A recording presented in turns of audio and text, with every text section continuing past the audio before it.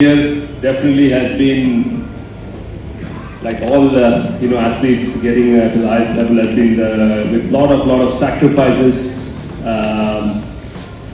lot of hard work which goes in to the journey. But I think at the same time, the number one thing my parents always taught me is, while the journey is going, is to enjoy yourself while you're progressing and learning from every stage in your juncture.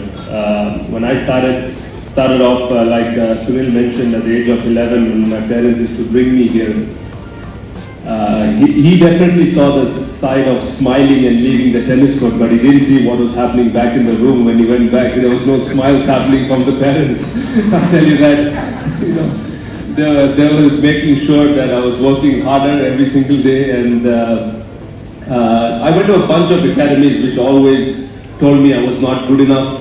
Of course, that was tough, heartbreaking. Every time you're going, your parents are taking you to this place, hoping that you can get an opportunity to play, get to these academies, and unfortunately, it never happened. And then, at Pune once, the coach there, Nandan Bal, he was there, and he had come to Mysore with some players, and then my dad met him, and he said that unfortunately we can't really give him a scholarship, but he's most welcome to come and pay whatever the fees are there, and join the academy. So back in 1994, at the age of 14, I went to Pune. There were a lot of wonderful players there. Apart from Liang and Mahesh, I think it was most of the top players who were playing at academy back then.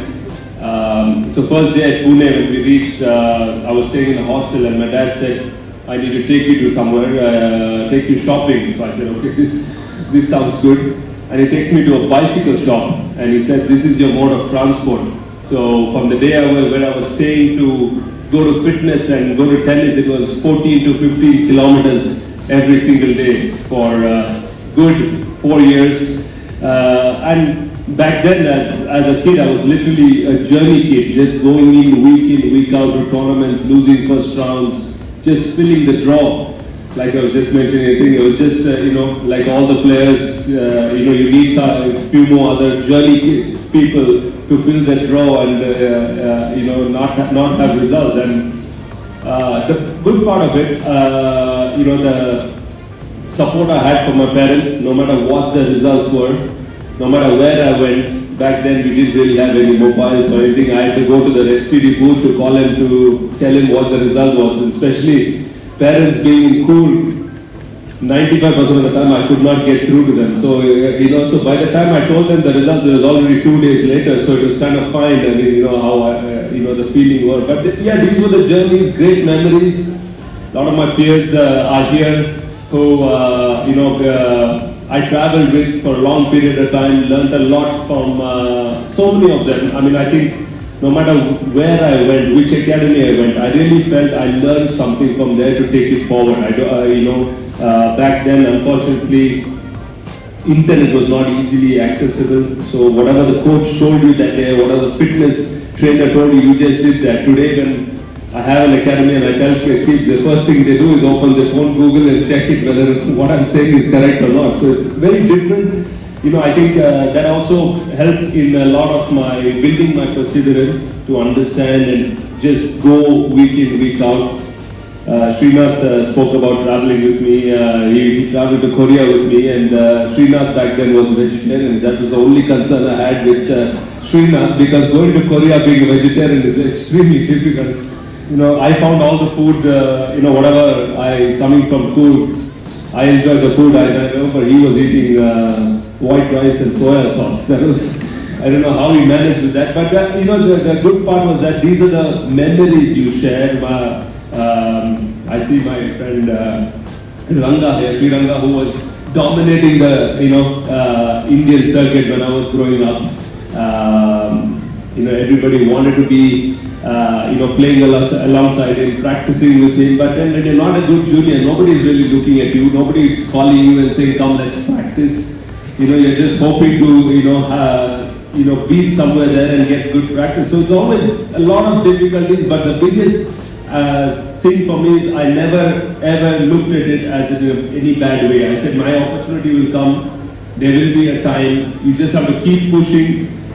And like Sunil mentioned, I mean the parents, my sister, all of them need tremendous of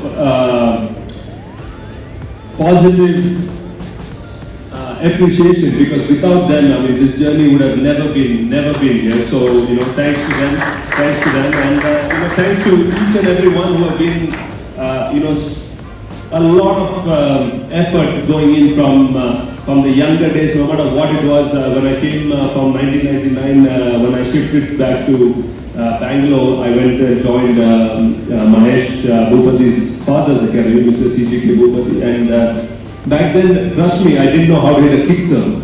And he told me that I'll teach you how to hit a kick serve, and he made me hit 200 serves every single day. And I still remember, I hit a lot of the serves outside the fence back there when it's a thing. I mean, it hit the frame and went right outside the fence. I went to tournaments, I was serving 4 double faults a game. Definitely not fun, but today I can proudly say that one of my kick serves is my biggest strength in my game. So, you know, I think it just takes someone to understand that, someone to see that, and the ability to just say, okay, I'll do it and not question it. I think that is where Scott also plays a huge role. I really feel there was no really reason to change a coach or be in a hurry to change. Today I talk to a lot of the students, they're ready to jump academies, jump the coaches. The biggest thing is it's not about you know, jumping different places, different training centers. It's about how you persevere yourself to find the right angle and the right technique from the coach, and the communication with the coach is very important. I think as for tennis players, the communication we have. We always, I mean, now I'm trying to talk to the younger players. I really felt that I missed that as a junior or as a player, that I could not really communicate with my peers or somebody senior with me. I didn't have that vehicle to understand how the journey is. So I wanted to change that. I wanted to give all the players today a great opportunity to you know, reach out to me no matter where I am. You know, and those 2 days apart, I still remember the one person who always made sure he was on time and made sure everyone did the right thing is the coach M. Balachandran. I don't know if he's here today, but yeah, I see that he is there, and you know, today everybody thinks he's strict, but if you had met him in 1994, you will know what strict really meant. You know, so, but I think a lot of credit goes to him, you know, who was always on time, made sure way before all the players. Even today, I think he brings that discipline in.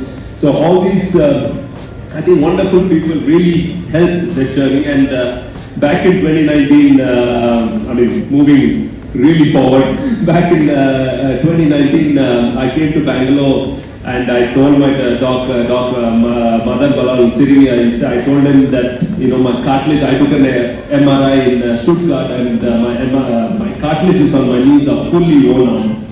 So he was here, he said, okay, there's not much you can do when you're traveling on the circuit. When you come end of the year, I'll try and do some PRP injections and let's see how it goes. And the first thing he said was, I'll give you the PRP injections, but doesn't mean you wake up next day and straight away playing your best tennis. What goes along with the PRP is the strengthening part. And that was the most important part which I need to do. And that is where I truly discovered Iyengar Yoga at the age of 40.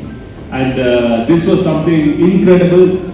I always thought yoga was something too slow for me. I don't think it would work out, but that pandemic was a blessing in disguise that I got to be in Bangalore for 4 months. I really persevered that yoga, and today, you know, I can proudly say that I'm pain-free. I'm pain-free for my knees. I mean, I could barely walk, and you know,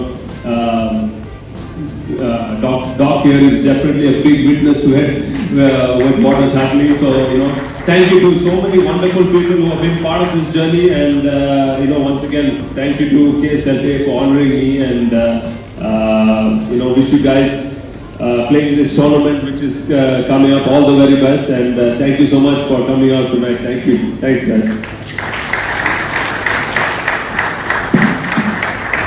Well,